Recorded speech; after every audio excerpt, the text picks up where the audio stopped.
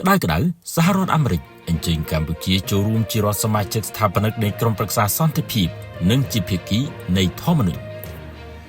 តាមសេចក្តីរាយការណ៍មួយបានឲ្យដឹងថាអាដាមដូណាល់ ជាត្រាំប្រធានាធិបតីសហរដ្ឋអាមេរិកបានផ្ញើសារលិខិតផ្លូវការមួយជូនចំពោះសម្ដេចមហាបវរធិបតីហ៊ុនម៉ាណែតនាយករដ្ឋមន្ត្រីនៃព្រះរាជាណាចក្រកម្ពុជាដើម្បីអញ្ជើញកម្ពុជាចូលរួមជារដ្ឋសមាជិកស្ថាបនិកនៃក្រុមប្រឹក្សាសន្តិភាពនិងជាភាគីហត្ថលេខីនៃធម្មនុញ្ញរបស់ក្រុមប្រឹក្សាសន្តិភាពនាពេលខាងមុខនេះ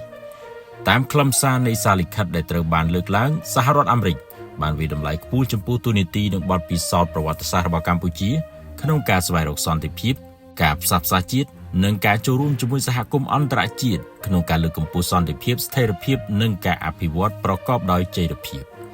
សូមបញ្ជាក់ថាកម្ពុជាត្រូវបានសហគមន៍អន្តរជាតិទទួលស្គាល់ថាជាប្រទេសមួយដែលបានឆ្លងការបបសង្គ្រាមសង្គ្រោះជាតិនិងការបែកបាក់សង្គមយ៉ាងធ្ងន់ធ្ងរមុននឹងឈានដល់ការស្ដារសន្តិភាពនិងស្ថិរភាពជាបន្តបន្ទាប់តាមរយៈដំណើរការនយោបាយនិងការផ្សះផ្សាជាតិ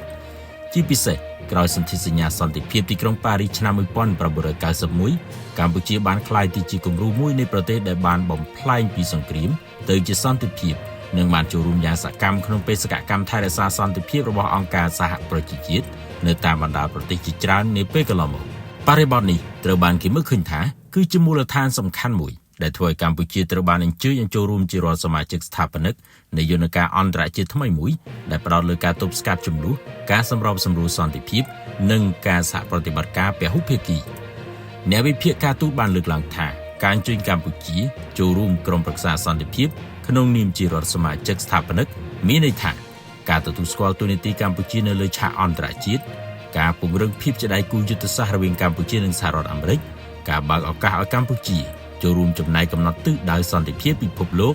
ជាមួយគ្នានេះផងដែរការចូលរួមជាភាគីនៃធម្មនុញ្ញក្រុមប្រឹក្សាសន្តិភាពត្រូវបានគេមើលឃើញថានឹងជួយពង្រឹងក្របខ័ណ្ឌច្បាប់និងការបដិញ្ញារបស់កម្ពុជាក្នុងការគោរពគោលការណ៍ពហុភាគីសន្តិភាពនិងច្បាប់អន្តរជាតិតាមប្រភពដែលបានបញ្ជាក់ភាគីកម្ពុជាកំពុងពិនិត្យនិងសិក្សាលម្អិតលើខ្លឹមសារនៃសំណើនេះដោយគិតគូរយ៉ាងហ្មត់ចត់អំពីផលប្រយោជន៍ជាតិគោលនយោបាយការបរទេសនិងទូនីតិកម្ពុជាក្នុងតំបន់និងពិភពលោកមុននឹងមានការឆ្លើយតបជាផ្លូវការ